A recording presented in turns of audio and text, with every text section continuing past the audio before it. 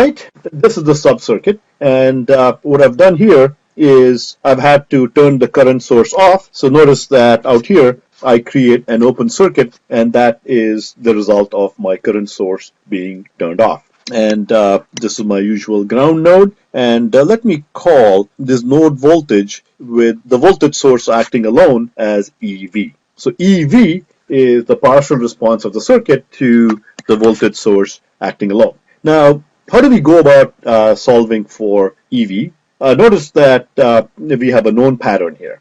We have a voltage source connected to a pair of resistors R1 and R2, and EV is simply the voltage across R2. Now, this is a known pattern. So one thing you should keep in mind is that in circuits and electronics, we use patterns a lot. Whenever we see a pattern, we can directly go and write down what the output response is going to look like. What I'm going to do is throughout this course, as we see more and more patterns, I'm going to alert you to these patterns. So right here is a voltage divider pattern. So for this voltage divider pattern, I can write down EV. I can write down EV as being some fraction of the source voltage V, and by the divider action, it's simply R2 divided by R1 plus R2. So it is simply the voltage across R2, and that is given by R2 divided by R1 plus R2. And this is a known pattern that you will find very helpful as you analyze circuits very quickly.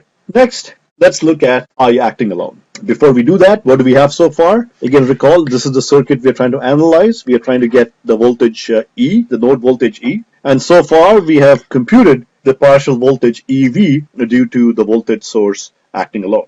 As the next step, again, this is still step one of the superposition method. Let's look at the partial response of the circuit due to the current acting alone. To get the response for the current acting alone, I need to build a circuit in which the voltage source is turned off. Okay, I'll let you think for a couple of seconds as to what the circuit will look like before I draw it out for you.